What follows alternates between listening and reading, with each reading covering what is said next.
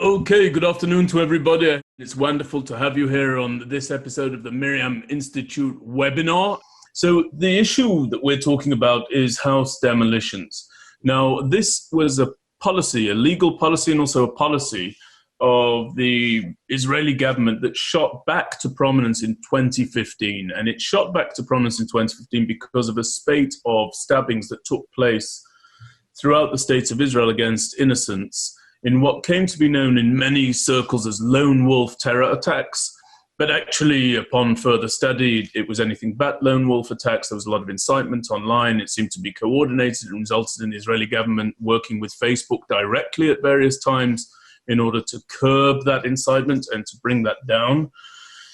But it's back in the headlines again today. And as I read out the context to our listeners, I'd like to ask Alan, could you please bring up, Alan, the photograph of the soldier who was killed by way of an attack in the West Bank? His name is Amit Ben Yigal, Zichrono Livracha, of blessed memory. Alan, can you bring up that photo as I read to people exactly what took place there? So on May 12th, 2020, an Israeli soldier was killed in the northern West Bank in the pre-dawn hours of Tuesday morning after being struck in the head by a large rock during an arrest raid, the Israel Defense Forces said. I'm reading to you the article that came out after this soldier was struck on May 12th of this year. The soldier, Sergeant First Class Amit Ben Yigal, was a member of the Golani Reconnaissance Battalion, the brigade to which you belonged, Shaul, which was carrying out a series of 4 arrests overnight in the West Bank village of Yabed, west of Jenin,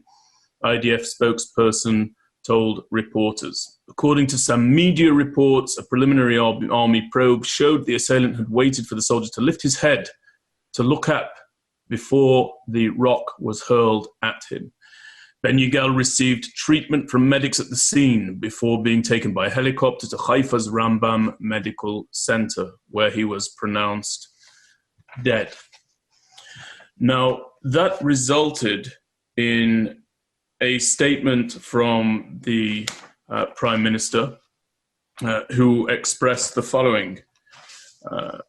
As has happened in every case in recent years, the long arm of Israel will reach the terrorist and settle the score. Ben Yigal's death came 2 years after IDF soldier Ronen Lubalski was killed when he too was struck on the head by a marble slab that was thrown at him. Now, the call, Shaul, after the killing of this young soldier was for the home of the terrorist to be destroyed.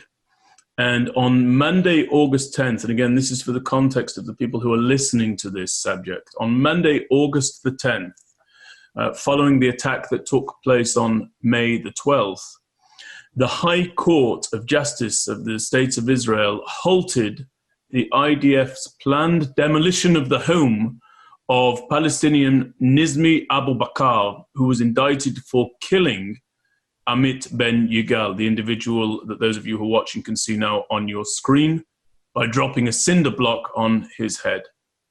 The 2-1 decision to overturn the demolition order had the support of Justices Meni Mazuz and George Kara. The demolition would have rendered homeless Abu Bakr's wife and 8 children who were not connected to the attack in any way, according to both justices. They said that it should be satisfactory to seal the room Abu Bakr inhabited within that home, as opposed to demolishing the home that houses now 9 people. The wife and children, in the words of the justices who overturned the decision for destruction, were not attributed by the claimants to any involvement in the criminal actions of the father, not in any form of assistance, knowledge of intention that the action would take place. Now, here's where the politicians and the Prime Minister and Deputy Prime Minister weighed in, and then I'll come to you for some clarification on this issue, because it's important that people know as we talk through this subject, there's the legal aspect of house demolitions, and then there's the policy aspect of the house demolitions, and you have expressed comfort with one, discomfort with another, and I want you to explain the two. But here's what the response was from Israeli policymakers. Prime Minister Benjamin Netanyahu and alternate Prime Minister and Defense Minister Benny Gantz said they would appeal the ruling. Prime Minister Netanyahu wrote on Twitter, This is an unfortunate decision by the High Court that refused our request to demolish the house of the terrorist who murdered the late IDF soldier Amit Ben Yigal, who was the only son of his parents. I demand to establish proceedings with an expanded panel of judges. Terrorism must not be allowed to prevail. My policy as Prime Minister is to destroy the homes of terrorists, and I intend to continue to do so. Benny Gantz tweeted, "Of course, we respect any ruling of the High Court, but the ruling that revoked the order to demolish the house of the terrorist who killed the late Amit Ben Yigal is unfortunate. Home demolitions form a deterrence and they are an important tool in the war on terrorism. Therefore, I instructed staff in the Defense Ministry to contact the Attorney General to submit a request for another hearing on the ruling." Last point, the father of the soldier who was killed, Baruch Ben Yigal, burst into tears upon hearing the verdict. According to reports, he lowered the Israeli flag to half-mast. He told Channel 13 News, "This is not a good day for the state of Israel." So, Alan, you can remove that photograph if you would and bring us back to full screen. Shaul, tell us about the legal aspect of demolishing the homes of terrorists. Tell us where that comes from, the background of it, and then sequentially, I'd like to move into the policy complications and the attitudes towards deploying that. I think actually there are four basic topics that I think we should try and cover. First of all is, of course, the legal aspects, and that's what I will do immediately. Second one are some practical things that we have to talk about when we talk about house demolition. The third one is the question if these demolitions, house demolitions, are effective, yes or not. And the fourth, assuming that this measure is effective, is what are the consequences of doing such an act? Matters of cost and benefit considerations, because it's a very problematic one. And then I think we will be able to talk about this specific case that was brought up to the Supreme Court, the High Court of Justice. Well, when we're talking about the legal aspects of house demolition, we have to first of all remember this is not an Israeli invention.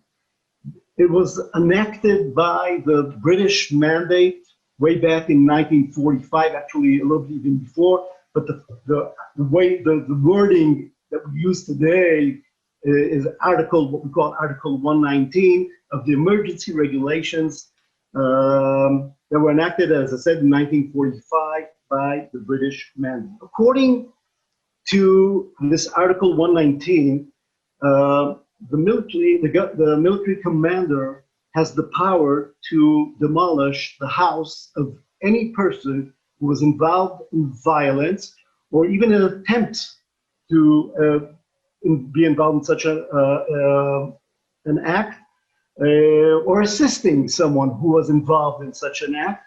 And he has the power not only to destroy and demolish his house, he can demolish the whole street, the whole neighborhood, the whole village, the whole town. Well, this is something really, it's hard to believe that this is something that is something that we can do from a legal point of view. But these are the words of Article 119 of the Emergency Regulations of 1945. What happened was that it was hardly used it was used in several cases by the British mandate. In as I said, it was enacted in 1945. In 1946, Jordan got its independence. Now, Jordan was the east bank of the Jordan River. The mandate was on both sides, of course, the east and the west bank. And Jordan got its independence in 1946. They did not have any rules prepared in advance. And to continue living and having a normal system, they continued applying the British laws that were enforced the eve of Jordan's independence. So that's how Article 119 exists till this day in Jordan. Something very similar happened in Israel in 1948 when Israel got its independence. We had no laws prepared in advance either. So we took the British laws and we continued enforcing them, announcing that in the future we can replace these laws, we can amend them, but for the first years, and until not many years ago, we still had British laws here in Israel. Article 119 is one of them, and it exists till this day because it was not changed or amended.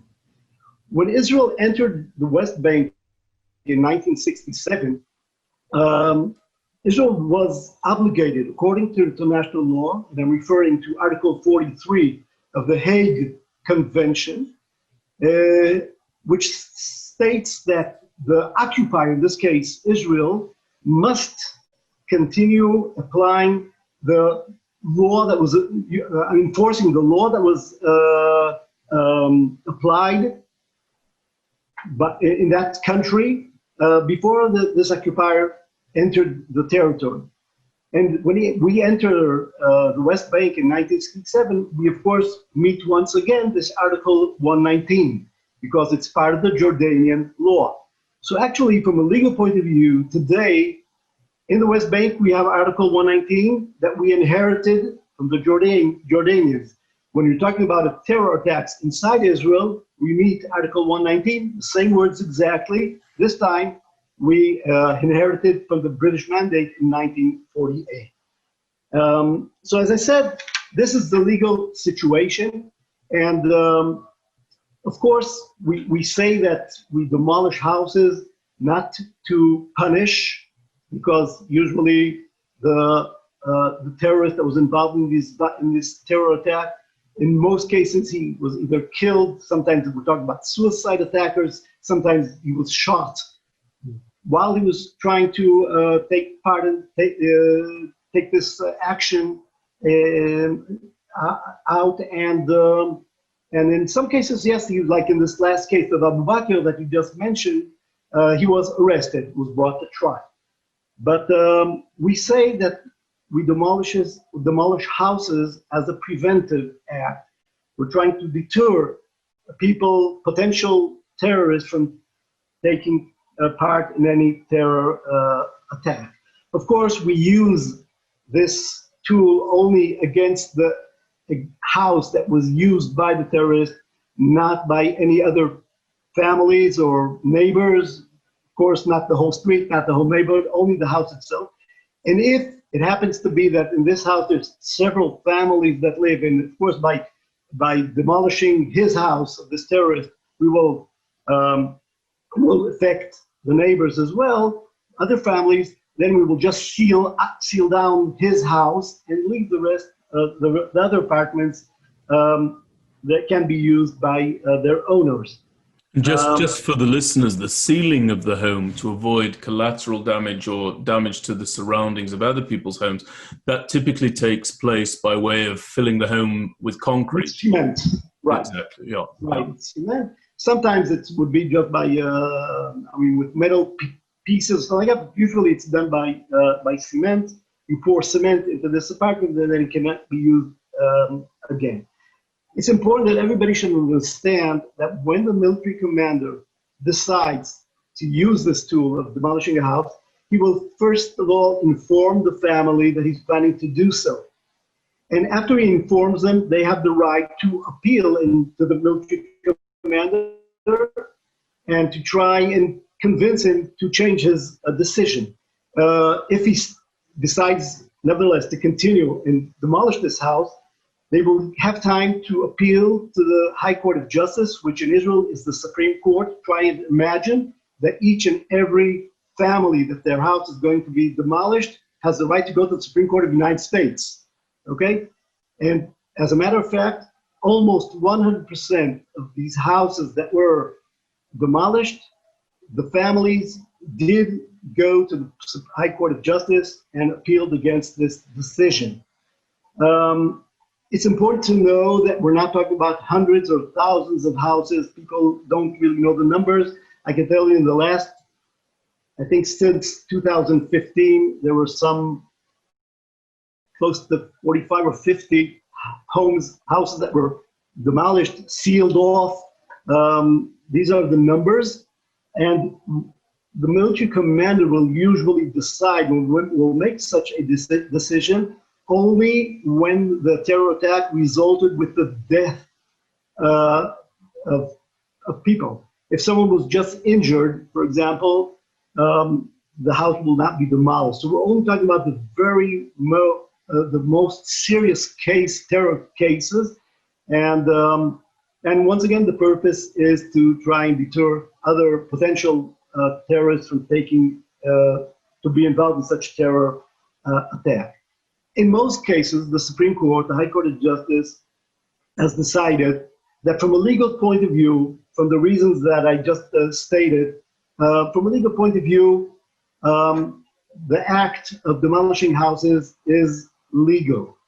Although it does have a certain effect of collective punishment, because at the end, it affects mostly the family of the terrorist. The terrorist himself, well, if he's still alive, if he didn't blow himself up in a suicide attack, for example, he will probably be in the prison for many, many years.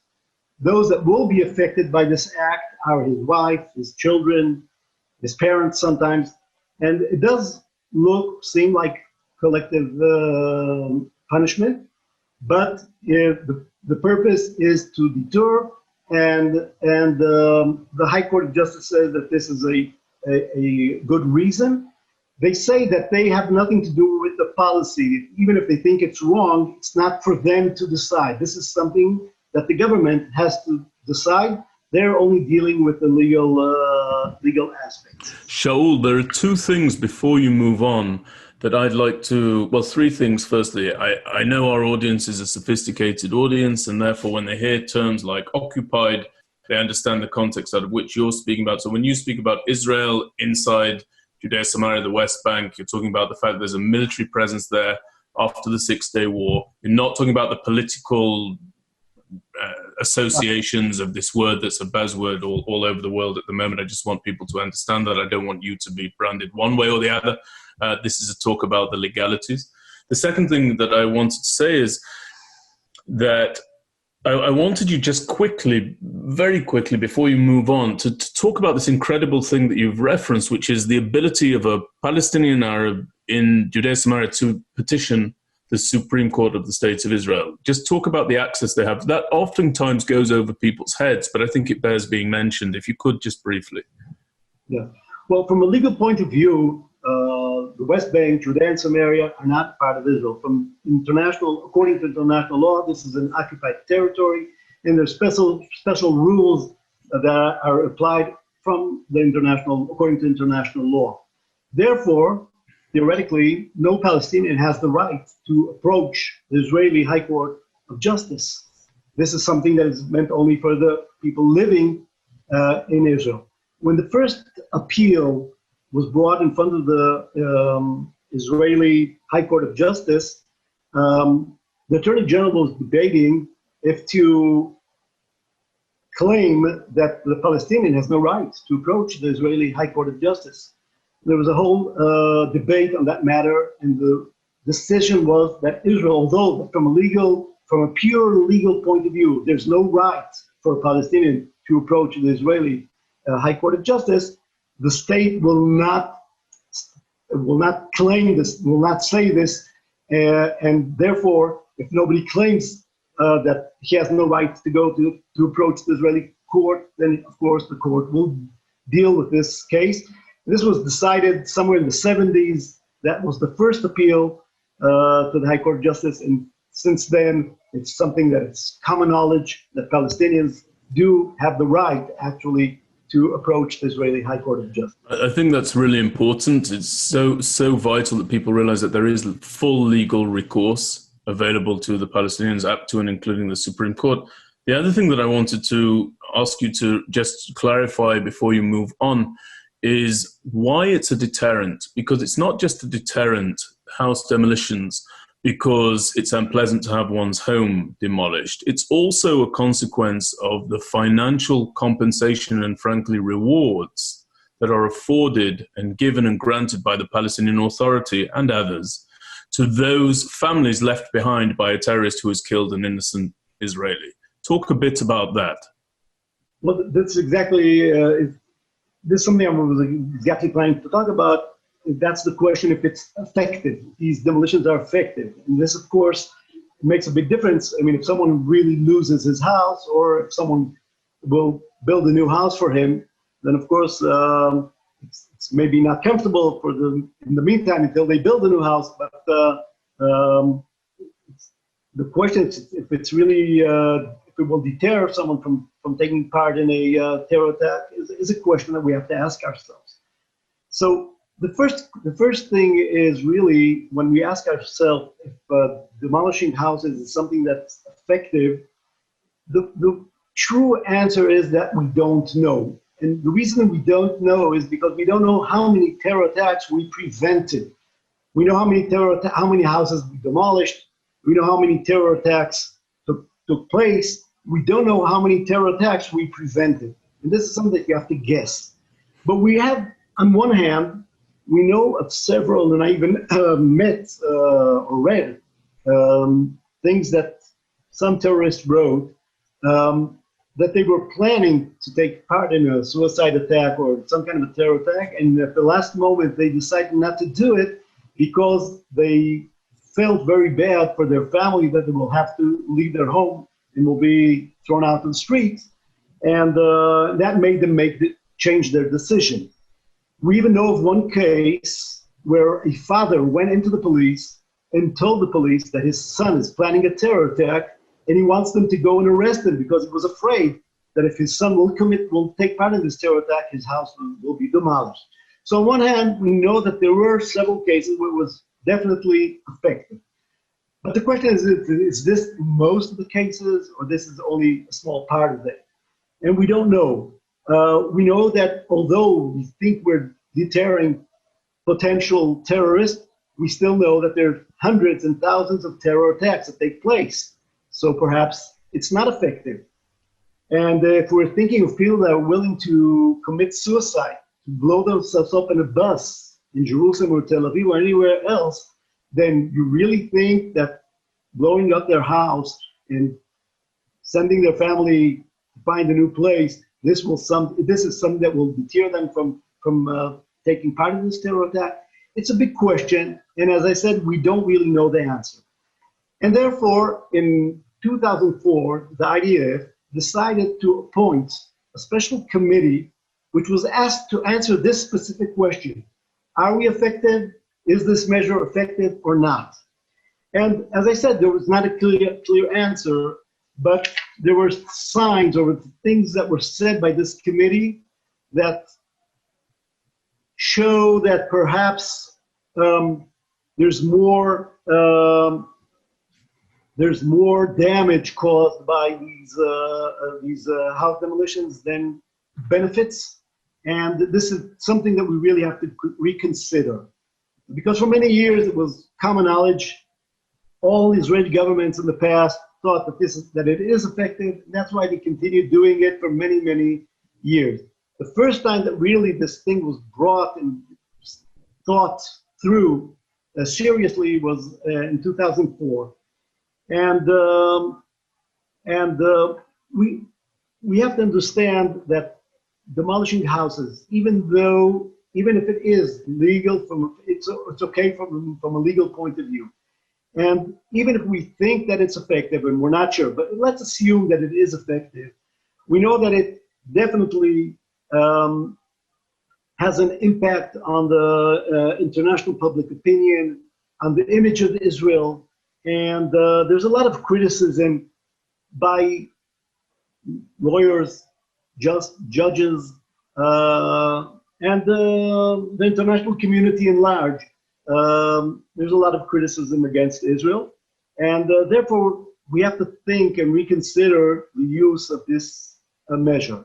Therefore, the Israeli government decided in 2005, this was after several years of very bad suicide attacks that took place in the beginning of the 2000s, 2002, 2003. By 2005, things were quite down, and the Israeli government decided that because of the damage that that it's causing Israel's image in the world and in Israel as well, they will stop using. They won't decide to to delete this Article 119 from the law books, but they will not be used unless the situation, the circumstances will change in such a way that we'll consider using them once again. And this policy lasted for 10 years, from 2005 till 2015. As you mentioned, 2015, we started with all these stabbing attacks, these lone attackers. And the problem with these attacks is that people, when it's try to imitate what they see their friends, families, other people doing. So if you have 1 or 2 or 3 people stabbing, in a few weeks you'll have hundreds, and you have to stop this wave, this terror wave. And one of the ways that the Israeli government thought would be effective was to use, reuse this measure of demolishing housing. So actually for 10 years it wasn't used, and because of the circumstances, they decided to use it once again. And from then, since not 2015 till these days, it's used not in large numbers. As I said, since the beginning, since 2015 till these days, I think there were some 45 or 50 houses that were demolished, sealed off. Sometimes it's a room, sometimes it's a whole floor, sometimes it's a whole building. But I said only if it won't affect neighbors that are not part of the family. And now we go over to the decision that you mentioned, the decision of this terrorist. Abu Bakr is his name. He's, by the way, he's a person of 49 years old, married with 8 children, as you said. And 2 of the judges... This is the individual who killed the IDF soldier by way of dropping us in the block. Right. They dropped Iraq. By the way, it was something that weighed some 22 pounds, 10 kilos, it's 22 pounds. It's really something dreadful, and I'm sorry to break your train of thought, but I really want to emphasize that to people. It's so important because I was not aware of the weight of that. But I remember working and operating in Hebron, for example, Ben Asimtaot, between the thoroughfares there in the marketplace, and always having to look and cover the roof for the possibility that a cinder block or a rock or a washing machine or anything could be dropped on our heads as we moved and patrolled and operated there. And there's this understanding, you've referenced it, our image overseas several times here. There's this false understanding or false presumption that we're operating with, in my days it was M16s, and the people that we're operating against are armed only with pebbles and tiny stones. But I want our audience to understand that what you've just said, make no mistake about it, describes a deadly weapon launched with murderous intent. A 22-pound cinder block dropped from on high will kill an individual. It can't be even thrown. It's so heavy you can't throw it. Just drop it from the roof on the heads of the soldiers that are on the street. So in this case, the military commander, as you mentioned, decided to demolish the house. The family approached the military commander, who decided not to change his decision. It was brought to the High Court of Justice, and these 2 judges decided that this decision of the military commander is wrong for the reason that the family, the wife and 8 children, had no knowledge of what this Abu Bakr was planning to do, and they are actually the only ones that are going to pay the price. They will actually be punished. Now, it's important to understand that this argument was actually true, I think, in perhaps 95% of the houses, or cases of demolishing houses. It's usually the one member of the family that took part in the terror attack. The family usually has no idea, no knowledge of what their family member is planning to do. And of course, they had no intent, they weren't involved in any such way in this terror attack. So it's not something different than what we knew in hundreds of cases along the years. But I think these 2 judges were trying to say that they think that it's a wrong measure. They can't attack it from a legal point of view, because we said from a strict legal point of view, it's legal. If we like it or not, it's legal. Is it right to do it or is it wrong? This is a matter of policy, and I think policy should be decided by the government, not by judges. And I'll say in a few minutes my personal idea, but as I say, as a judge, I think we have to look into the legal aspects and decide, does the government have the power to decide? Does the military commander have the power to decide? And the answer is yes. If we like it or not, it's their responsibility to ensure the security of the population, of the soldiers, and they have to take the right measures. Is this a right measure or not? This is something that they have to think about and they have to decide. They did it in 2005. They decided that it's something that they don't want to use. 2015, they decided to use it once again. This is their responsibility. It's their authority, and it's not the authority of the Supreme Court. And this is actually what the third judge thought should be the right decision. And as you mentioned, the minister of the government has actually decided to appeal for another hearing, this time with a larger number of judges, with a 3-panel judge. So next time maybe it will be 5-panel judge, and maybe the decision will be different. I don't think the problem is this specific case. I think we should be talking about house demolitions in general. Is this a right thing to do or a wrong thing to do? And I said it was a clear case. I think everybody would know what the right answer is, and I can tell you, I don't know what the right answer is either. But personally, I can tell you that I think that it's, as much as we can say that from a strict legal point of view, it's okay, it's right, I think it's really collective punishment. You're actually punishing the family, and in Judaism, we usually say that each one should pay the price for the crimes that he committed, not his family. And I think this is true also when we're talking about Palestinians. I don't think that the family in this case or in other cases should pay the price. And if the person is alive, he will be brought to trial. He will serve his time in prison. If he's dead, then he's dead, and there's nothing we can do about it. Very different, by the way, than administrative detention. And if we have maybe sometime in the future you would like to talk about administrative detention, we can do that. Administrative detention is a different story completely. It's really preventive. We know it, as a matter of fact. It really prevents terror attacks, and it's legal according to international law. Demolishing houses is not legal according to international law. It's legal because the British mandate enacted this Article 119, and it exists till this day in Israel and in Jordan and in the West Bank. But I think it's very, very problematic from a legal point of view, and mostly because the impact that it has on the image of Israel in the international community. I think it's something that we really have to consider. On the other hand, we have to understand that Israel has to find measures with which she can deter potential terrorists. Are there other methods, other means that she can use? This is a very, very difficult question.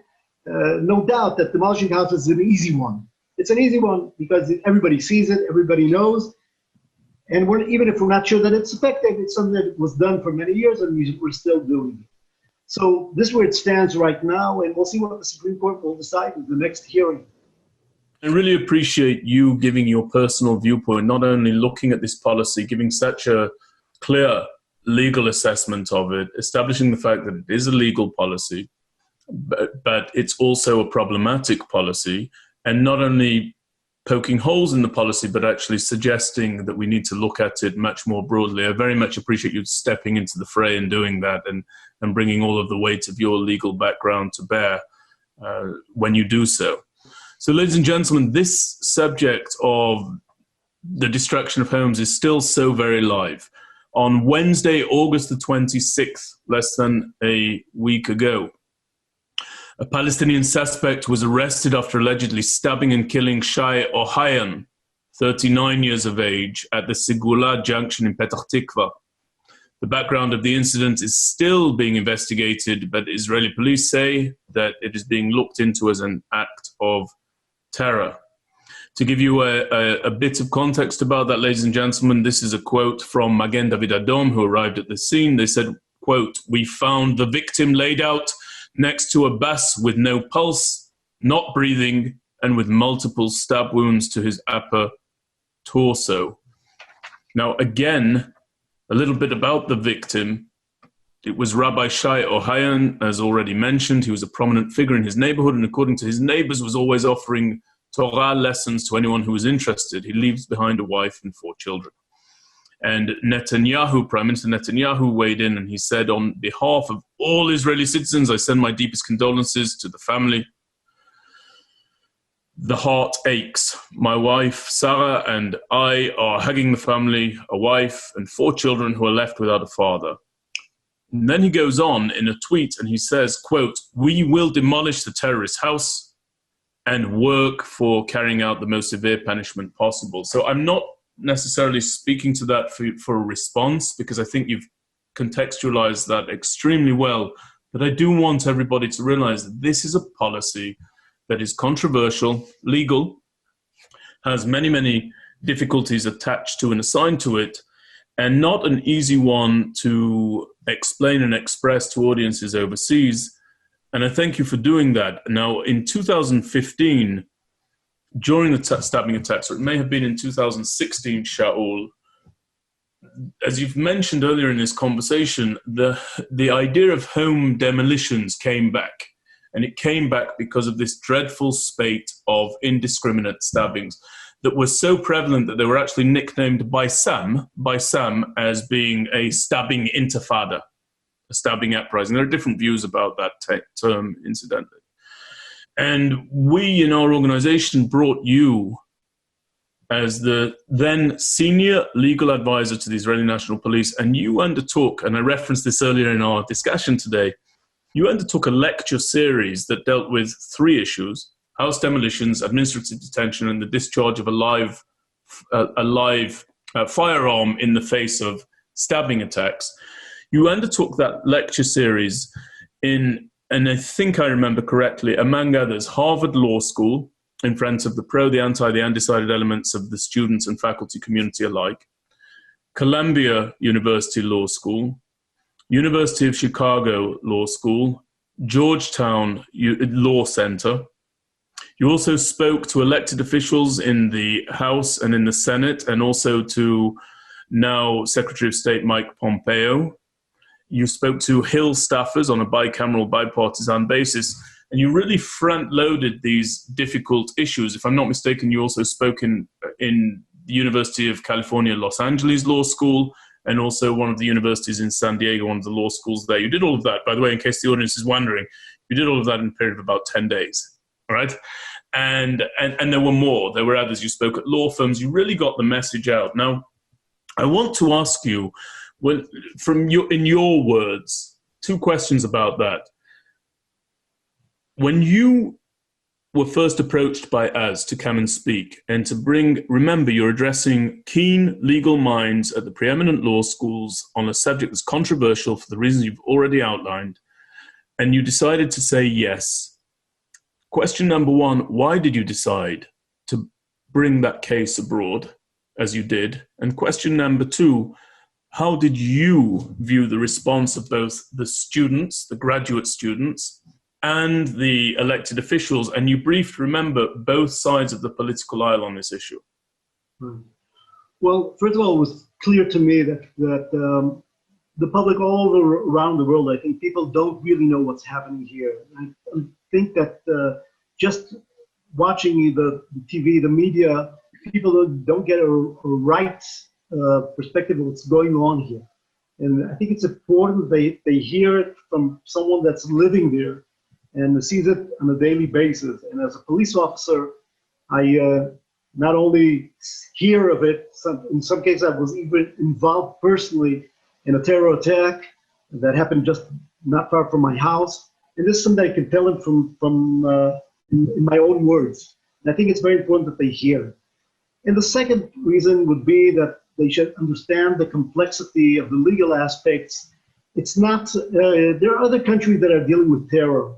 And the way they deal with terror, I don't think that we would like to be similar to them. Israel is a democracy, and we live according to the law.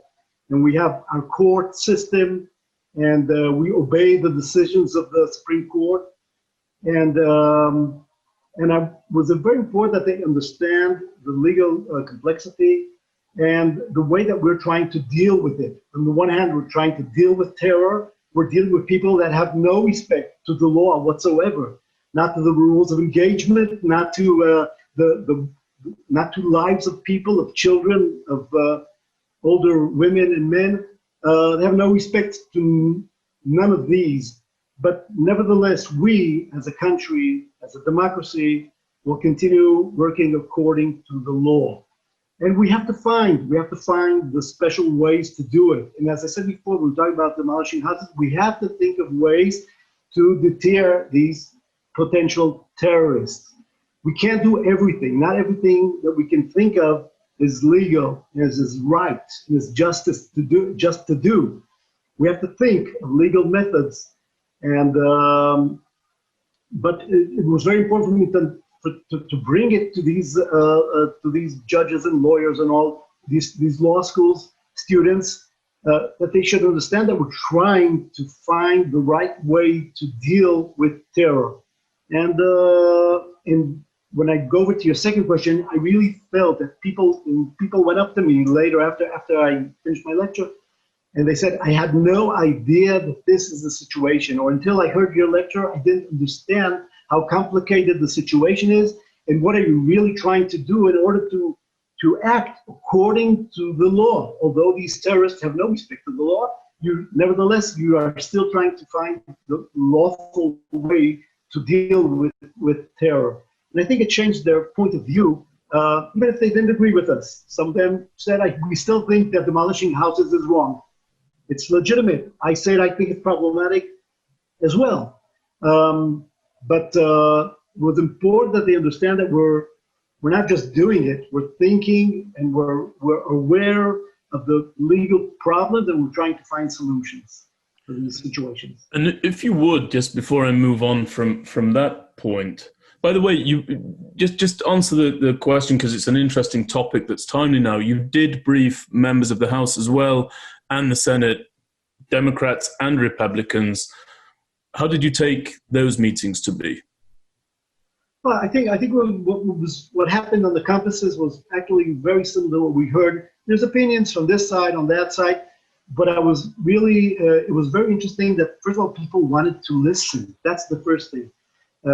We wanted to talk, we wanted to explain, we wanted to share our feelings, our thoughts, and they were willing to hear. That was very, very important. They can agree, they can disagree, but they had the willingness to listen. And that's, I think, the base for everything we do, is to listen to each other and not be sure that we know all the answers. We're always willing to hear other people. And last point about that, about your tour, just so our listeners know, because several of them are very engaged with the work that we do, describe, if you would, visually, Harvard Law School. You remember we walked in there. Tell us what you saw from the podium, and then tell us about the conduct of those students, those law students there. Well, it was an open lecture. All law students could attend this lecture, and the hall was full from side to side. But in the back row, there were several students, definitely Palestinians, or they were wearing these what we call galabia or kafia on their heads. And they were holding signs. It seems that according to the regulations of the Harvard Law School regulations, they cannot disturb, they cannot shout, they cannot demonstrate, but they can hold signs. And these signs were saying that Israel, there's apartheid in Israel, that Israel is not a democracy, that Israel is doing crimes against humanity. And I saw these signs. I know that there were cases where students who were even shouting or trying to disturb. Here, they didn't do it because these are the regulations of the law school. And I think that was fine with me. And some of them remained, they listened to the whole lecture. Some of them left. They put up their signs, and after 10 minutes, they left the room. Those that did remain, when I took the questions from the audience, I specifically wanted to hear their questions, because I wanted them to express their feelings and their thoughts, and I wanted them to listen to my answer. That was a very interesting experience, I must say. Yeah, and of course, I don't know what the regulations are at the law school. You know it better than I do, it seems. But the point of the matter is that you went there, a legal expert, dealing in the implementation of the policy about which you were speaking. In uniform, by the way, just remind you, I was in police uniform. You were in full dress uniform, and those students did hold up those signs, and some of them, a very small number, left the room. But the point I want to get across is when you bring appropriate expertise from the State of Israel to front load and tackle the most difficult and complicated subjects, you can have a beneficial, productive, and even opinion-altering conversation with even the most adversarial of students. And I think what you've just said about the similarity between your experience on the campuses and your experience in the Congress is very, very instructive for our listeners, because the students of today, as we always say, will be the policymakers of tomorrow. And the attitudes that are placed there on campus will seep into legislative office. And so it's so important to continue with this work. And I just wanted people to hear from you, not from us, about the positive aspects of your lecture and engagement there on campuses. Is it possible to deport the family instead? Wouldn't that be much more effective than house demolitions, since they just rebuild the house anyway? Thank you very much, Mindy. So, Shaul, if you can address yourself to the idea of deportation. It's not actually a new idea, this idea of deporting terrorists, but contextualize it within the family, not right. the terrorist. Right. Deportation is really problematic. If we said that demolishing houses is problematic, then deportation is really problematic. It was done in the past, and the High Court of Justice decided that you cannot deport a family from its home. You can demolish their house, but you cannot deport them. It was done in the past, but today I don't think there's any chance that it would stand in the Supreme Court. And so therefore, they did it with several terrorists that some of them agreed to be deported from the West Bank to Gaza or to Lebanon. And by the way, some of them just became more experts in terror. They came back from Lebanon as real big terrorists when they just started, when they were deported as, something rather low in the rank. And so I don't think it was really effective at the time when it was done. Thank you, Shaul. In a moment, I'm going to come to Ron. Ron also put in a question. Alan, if you can ready to unmute Ron. But before I do that, I want to go to one of the questions by an adjunct of the Miriam Institute. He's actually a graduate of Harvard Law School. And he pre-submitted a question, and he says, on a slightly different subject, several American police forces have been under fire recently for use of excessively forceful techniques. Shaul, he's referring here, I assume, to among others, the George Floyd incident, the George Floyd death that came about some months ago. And he goes on to say, anti-Israel propagandists have laid the blame for this excessive force at the feet of the Israeli-American police cooperation. Can you describe the nature of that cooperation and what the two police systems have learned from one another? I would like to go a bit beyond that. I'd like you to contextualize and address yourself to whether or not you think Israel should in any way, shape or form be blamed for these terrible acts that we've seen.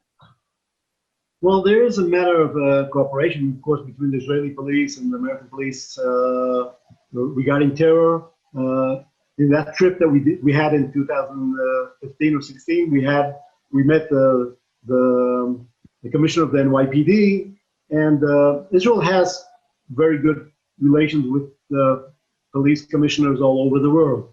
And we share knowledge and techniques with mostly what has to do with terror, not so much regular crimes, but terror. And I don't think that there's any, to the best of my knowledge, I don't think there's any ground for this accusation. Israel has no connection with the American police regarding how you arrest a person, if you can put your leg on his throat, yes or not, and other methods, other techniques. I don't think Israel really has anything to do with that. That the fact that people who are always trying to blame Israel, I think there is some kind of connection. That's one thing, but I don't think that, as a matter of fact, there's any basis, any grounds for this accusation. Thank you very much, Shaul, for answering that. I just want to weigh in on that and to let everybody know, again, when I was operating with the Israel Defense Forces as part of my service in various deployments, there were times when somebody needed to be apprehended. I've already spoken, or Shaul's really spoken more effectively about the deadly nature of the weapons wielded against soldiers by Palestinian Arabs who mean us harm, and who oftentimes wield those weapons, or sometimes wield those weapons with intent to kill. Now, you are by definition outnumbered as a soldier of the IDF when you're operating in these places. You might not be outgunned, but you are outnumbered, certainly. And there were several occasions where I had to make an arrest. There were too many people around us. We were trained and taught in that situation, this is a military situation, that in the absence of any other option, you could restrain somebody by placing them face down on the ground. And if you needed to place your knee on the head, on the side of the head, that would restrain the individual. But never, never, never were you permitted, shown, taught, or would you have been excused for placing your knee on the neck, the throat of an individual. And you were only to do the measure that I spoke about for as long as it took you to then remove the restraints from your equipment vest, handcuff the individual, and turn that individual over to the authorities. Now, it's not a pleasant position, but it's certainly not a deadly position, and it's only an option of last resort, really of last resort. And that's the military. That's not the police force, and that's dealing with acts of terror and so on and so forth. So I just want to draw that distinction. If you look at the pictures that are circulated by these propagandists that David references in his question, you do not see IDF soldiers with their knees on the necks of detainees. You see them with their knees on the side of the head of a detainee, and it's actually one of the more humane measures that one can undertake, because it's another measure, another step to prevent the deployment of live fire or tear gas or any other such thing, or even rubber bullets, which are non-lethal but can have lethal consequences if they hit the wrong part of the body. So I just wanted to mention that. And Shaul, thank you for explaining the limitations of the exchange between the Israeli National Police and police forces in the United States. And also thank you for reminding us that, yes, you absolutely did go and brief the NYPD in the Situation Room with then Commissioner Bill Bratton. And that was an incredible, incredible meeting. He sat with us for over an hour, I remember, as you briefed him and talked him through this lone wolf phenomenon. And why did he give us that time, and why did you want to give of your time? Because there was a fear of lone wolf attacks in the United States at that time. Do you remember? You remember that was the reason for it? That was one of the reasons? Yes, and they wanted to learn from our experience. And I think originally we had less than half an hour that we were supposed to talk for about a half an hour, and at the end it turned out closer to an hour and a quarter. And even then we had to stop because he had some kind of a meeting. If not, we would continue talking about it. Yes, it was very interesting. And he was very interested in what we're doing in Israel in order to confront terror with legal measures, as I said.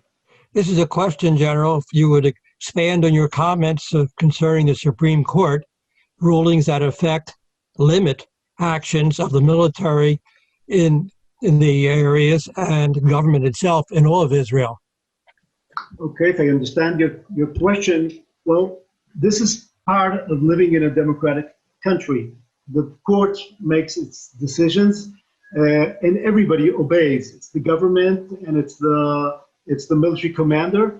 Of course, it's their responsibility, And therefore, the courts are usually very, very careful. They will say if it's legal or not. They will say, we won't say what our opinion is, if it's the right thing to do, because it's not our responsibility.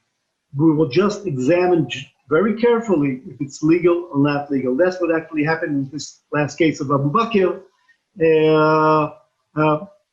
Some may say that the court went one step too far, and that we'll see, of course, in the next hearing. But in the past, at least, we knew from many cases the court wasn't very pleased with these house demolitions, but nevertheless, they approved and they said that it's okay from a legal point of view.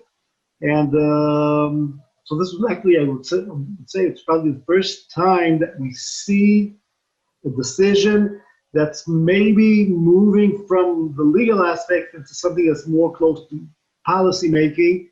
And as I said, this is something that we have to leave to the government, because at the bottom line, they have the responsibility for the security of the people of Israel. There's an anecdote that you always make mention of to our audiences in Israel when you host them, about how you might bring about an end or fix a timeline to the end of the Israel-Palestinian conflict. Would you be willing to share that with our listeners just before we conclude? Okay, so this is always a nice way to finish. Well, this is a story about Gorbachev, President Carter, and Menachem Begin, the Prime Minister of Israel, that meet God, and each one has the opportunity to ask one question. And Gorbachev walks up and says, God, will there ever be an end to communism? God says, yes, there will, but it's not going to be during your administration. Then President Carter walks up and asks, God, will there ever be an end to the Cold War? And God says, yes, my son, there will, but it's not going to be during your administration. And then Menachem Begin walks up and asks with his special voice, he says, my Lord, will there ever be an end to the Israeli-Arab conflict? And after a few seconds, God says, well, perhaps, my son, but it's not going to be during my administration. So this is a story. I took part in the peace talks with the Palestinians, and I really believed and hoped that it would be during my, not administration, but during my job as the legal advisor. And as I said, sadly, it did not happen. I believe it will happen sometime in the future. We pray for that every day, and we really hope, and we're trying to do the best in order that it will happen, but we have to be realistic. We know we're living in Israel. As I said, I experienced my first war when I was 8 years old, and it's not over yet. And we have to find the way to do it. And it will take time, it will take patience. What's happening today with the Emirates is a great blessing, and we all hope that things will move in the right direction. And perhaps it will be during our administration sometime in the near future. Thank you very much. Thank you. All the best. Bye-bye. You're watching JBS, the Jewish Broadcasting Service, expanding Jewish understanding. We would be pleased to send a complimentary DVD of this program to anyone who wishes to support JBS with a tax-deductible gift of $36, double chai or more.